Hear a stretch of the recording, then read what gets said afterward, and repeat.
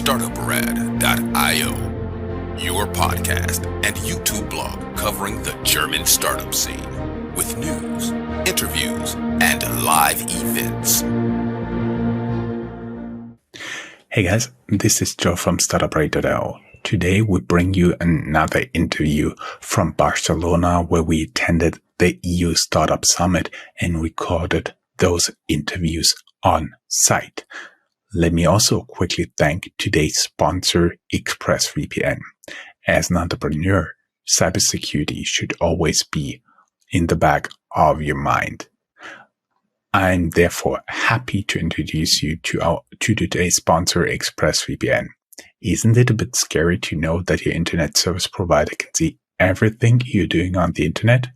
I personally use ExpressVPN for some time now. They are rerouting 100% of my network traffic through their secure and encrypted servers.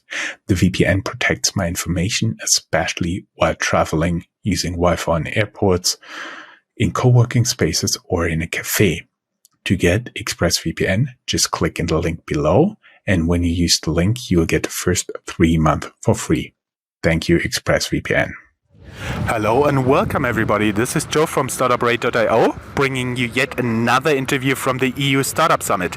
This time I have a startup from Austria here in the person of Kilian. Hi, can you introduce yourself? Hi Jörn, yeah, it's a pleasure to be here. My name is Kilian. I'm one of the founders of Refurbed. Originally I'm from Hamburg in Germany. I then lived quite a while abroad, Australia, China and London, before I started my career working at Amazon in Munich and building up the whole refurbished program for Amazon in Europe. After I realized Amazon is not focusing on them, I then founded Refurbed in the beginning of 2017, so 6.5 years ago now. And I guess many questions coming afterwards, so I want to leave it like this. And you guys are officially on many Unicron lists as Refurbed. Yeah, we luckily kind of the scene outside thinks that we should be part of the Unicron list. We are personally not really doing it just for the money perspective, but really doing it to create an impact. So we take it as a big compliment that venture capital and other players in the market thinks that we are a possible Unicron in the future. But for us, it's more about creating an impact and really driving our business in the best possible way. And if we are creating the biggest possible impact, we automatically will come to being a unicorn in the future. You have been talking about living in China and Australia. How did this happen? Yeah, so after I finished my high school, I really wanted to live abroad and improve my English from a kind of school English version to really going into business English. So I decided to go to Australia, where I not did the classic work and travel, which many of my friends did during this time after high school. But I really worked there. So I worked for an event agency for half a year, where I was in charge of supporting the biggest kind of music stars from Black Eyed Peas, Pink, Jennifer Lopez, and organized their tours and traveled with them to Australia, which was an amazing experience and gave me kind of the foundation for having a proper English now, also working level English. And then I did my master degree in Shanghai, because I'm originally from Hamburg in Germany, where when you're standing at the River Elbe, seeing a lot of ships coming from China, so I was always interested in seeing the country where the ships are coming from and seeing the economy there. So I decided to do my master degree in Shanghai. It was nearly exactly 10 years ago. I was also able to work next to my studies in a startup in Shanghai, so I had my first touch point with startups already in China before I then moved back to Europe. Is the startup you worked for in China still around? No, it doesn't exist anymore. It was a startup which created household goods from the ash of bamboo. So it was really interesting, like ceramics, like black ceramics, and I did the marketing there. So something completely different, but it already had then like the sustainable touch of reusing existing natural resources like bamboo to create ceramic out of it. So I think probably this was the first touch point of really focusing on sustainability in the startup environment. That was what I was going for as well. How did you decide after living in Shanghai, after living in Australia, to go back to Germany, and what drew you back? I mean, I was literally really open for also studying or working after my studies internationally, but I found this job opportunity working at Amazon, and when I then had the offer of Amazon asking me if I want to join them for working for the marketplace department, I thought it would be really interesting because, I mean, the biggest e-commerce player, it was, I think, 2014 when I started there. And I just thought learning from the biggest player in the market will help me also in my career after Amazon to understand e-commerce much better than other players in the market. And so I just decided of going to study in Munich.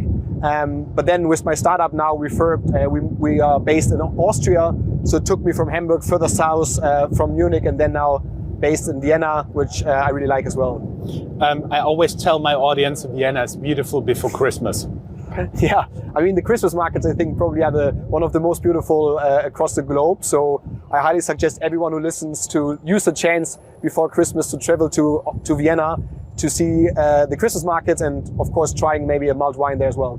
For everybody who's not familiar with Christmas markets, they should open sometime end of November and go until Christmas. So you have end of November until, let's say, 23rd of December to enjoy this time there. Yeah. And I've seen you progress pretty fast in the ranks of Amazon. How much did it help you now to build up Refurbed? I mean, I personally think having working experience helps a lot. So, I mean, there's often the discussion, should you work before you're founding a startup? So a lot of startups are founded outside of university. I personally think it's really, really valuable to work and getting working experience. So also my co-founder, Peter, he worked for McKinsey as a consultant, learned a lot there about marketplaces and e-commerce businesses. Myself, I was really able to understand how marketplaces are working while working at Amazon, learning about sales, supporting as a key account manager there, but also learning a lot from different management styles, which I now also able to implement in our own company, kind of taking the best learnings I got from some of my managers, also exclude some of the things I didn't like about the management style. So in the end, it's a bit of a puzzle that you're kind of creating. And I would still say that at Amazon, there are a lot of really bright and interesting people. So I learned a lot, and I think I'm using still a lot of the learnings that I was able to gain there for Refurbed, but with my own personal touch, I would say, and this probably makes it then special. We are always hinting at Refurbed, your startup. Can you first tell us how you actually made the decision to do that? Because I realized in the past there have been many stories on bars, late nights. One of the business angel of the year 2020, Nikolaus here, actually told us he made the first decision to invest as a business angel, half drunk at a bar on a wedding. How is your founding story? Yeah, I mean, I personally think that even alcohol is not the best thing that you can take. It still often enables you to be, let's say, more open-minded also for decisions about maybe changing the way you're currently working or future planning of your own strategy of your life. So in our case, it was kind of similar. So Peter and I, we knew each other from our studies in Shanghai. So then he worked for McKinsey, I worked for Amazon. But we met over Christmas in Vienna, so kind of as you just described about the Christmas markets. So we had a dinner and then went to a Christmas market. We drank a couple of beers, maybe a couple of more, and then theoretically really we decided over these beers that we want to found a company which is a marketplace for refurbished products. And then of course it kind of happened really, really fast that we realized we should focus on it. There is a huge market, there is a huge possibilities for us to make it happen, and it really, really creates a huge impact if we're able to bring the circular economy, the refurbished products to be the new normality in the future. So yeah, kind of beers were one of the root causes why Refurbed were founded. You know what's interesting? We are recording on a Korean cell phone bought on Refurbed. Even better. Happy to hear then that I'm now like also visible on one of our products. Awesome. Can you tell us a little bit more about what you guys are actually doing there? Because my understanding, I was skimming through the website. My understanding is you're basically polishing up, taking care of used products, for example, cell phones, headphones, whatever is out there, tablets, and then make them able to be sold again, refurbished, and then sold again. Yeah, so we as Refurbed, we are a marketplace platform. That means that we ourselves, we do not refurbish the devices, but we work with around 250 hand-selected and hand-picked refurbishers, which are really not like the corner repair shop at the train station, but really proper businesses which are using the same materials and equipment like the manufacturers of producing the devices. And we're bringing these products, like our refurbishers are refurbishing these products in up to 40 steps, so that at the end of the process, these products look like new and function like new.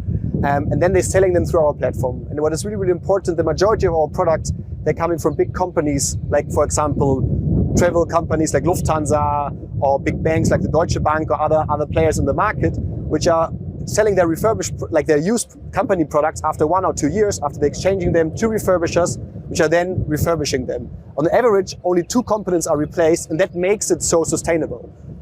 So this is the ecosystem about a marketplace business model. And as you touched, like what kind of products we are selling, we are originally coming from smartphones and notebooks, but nowadays you can also buying from us, for example, household goods like a Hoover, you can buy kitchen products like a Thermomix, you can buy an e-bike, even sports goods or yoga equipment. So we really extended our product portfolio and directly working with brands like AEG or Kärcher that are now also selling their refurbished products through our platform. And this really makes us happy because it brings us closer to our overall vision to really be this one-stop shop for sustainable consumption and allowing every consumer to really buy everything they need for their household or for their private life, also refurbished. Awesome. I'll link down for everybody who's not from Germany. What is a Thermomix? Yeah, exactly. Please, yeah. A kitchen machine. A kitchen that can do almost everything. You guys are frequently listed as unicorns. You're a big hope of the Austrian and Vienna-based startup scene. Can you tell us a little bit how you made those steps to really grow? Did you always have the next step in mind, the next 5 steps? Did you have somebody to coach you? Because many founders are surprised about when they find out what they have to do to reach the next growth step, or the one after that, or the one after that. And frequently it helps when they talk to entrepreneurs who've already done so. Yeah, so I personally think that it's really, really helpful if you have a network around you which can also challenge your ideas, your strategy, your perspective, and specifically people which maybe are a couple of steps ahead of your own company size and company growth that you are in. But overall, a funny story that I can maybe share is historically, when you're starting a company, you're now creating a business plan. Also, for example, to getting loans or support from the government. And we created a business plan with a 5-year plan. And when we handed it in, we kind of calculated how the growth will be and what our size will be after 5 years. And interesting wise, we hit it exactly the number after 5 years that we presented. And the person from the governmental loan agreement that we had it with told us that we were one of the first companies ever who literally hit the expected growth target, because normally everyone kind of accelerated the potential a bit further than it really is in the reality. So I think we are quite good in planning, but of course in general it's for us about really regularly rethink the strategy, the vision that we're having. So when we started, we wanted to be the biggest refurbished marketplace in Europe. Now we also extended outside of the electronic category, as I mentioned, through household, kitchen products, even e-bikes or sports, because we see that the potential of the impact that we want to create, and this is in our case mainly environmental impact, can be much, much bigger if we're looking about consumption in the whole and not only in the electronic sector. So we really want to go in all of this direction, and growth in our case means product category expansion. It means business model expansion, like not only selling refurbished products, but also enabling people to sell their old devices back to us through our referred buyback. It's about opening the B2B business model, so also enabling companies from SMEs to corporates of buying and selling their equipment sustainable. And also, of course, this means expansion. So not only that we are based in Germany and Austria, we started it, but we're now also active in Ireland, Sweden, Denmark, Netherlands, and Italy. So that also we want to offering our opportunities of buying refurbished products to many more markets than just Austria and Germany. We're here today in Spain, so I assume Spain, France is also on your list. They're the big economies left in Europe, right? Yeah, so of course, I mean, theoretically, our goal is to be everywhere in Europe as a midterm strategy, maybe also global in the future, but focus first is Europe, because we really want to enable people to have the opportunity to buy products refurbished. So having a sustainable option of buying and not being required to buy new products. And this, of course, is similar in every country where they do not have this opportunity and this possibility to buy these products sustainable and refurbished. So our goal is literally to go in all of the markets. But of course, for us, it's really important to understand each individual market, because there are cultural difference, there are difference in how to attack them with marketing and activities. So in general, we really want to have a specific focus on which market we go next, understand the market, and then hit it as successful as possible to, in the end of the day, really serve the customers and the consumers in the best possible way. I see. And since you're steadily in expansion mode, I would have 2 questions left. One of them, are you open to talk to new investors? And when are you maybe looking at raising your next funds? Yeah, I mean, as a startup, I think you're always ready for investment. We're not proactively looking for it, but I think like from the business model that we're having specifically also over the last couple of years, how we grew and how the market trends regarding trends towards sustainability, the inflation, which results in less affordability of products, and we are selling products which are cheaper than a new product. So also increases our growth in the market. I think we're really attractive for investors. We're also realizing that. So a lot of investors are approaching us. And yeah, we're looking for investment, but not in a pressureless way. So we're lucky that we have enough cash on the bank, and our goal is to be end of this year profitable, which looks quite promising that we're able to achieve this, so that we are not also required to raise capital. But of course, please feel free to reach out if you're interested in investing into a sustainable business model. Then at least we are able to have a conversation. And the last question, when you're continuously in expansion mode, of course, you're looking for new employees, right? Yeah, so I mean, for us, I think it's a lot about, last year we grew a lot. We grew from 150 to 300 people, which was really required to set up the foundation for the company and the different departments, having enough people there which are able to fulfill the jobs. Now we're specifically looking for specialized talents, which are really good in specific business areas. But I think currently we have around 12 jobs listed on our website. So please check them out on our career website. And if you would also like to work for a mission-driven company and change the world for the better, then feel free to apply. And all the links you'll find down here on our blog post in the show notes. And of course, your LinkedIn profile, the company website, and the careers website. Thank you very much. Muchas gracias. Thank you. It was a pleasure to be here. Adios.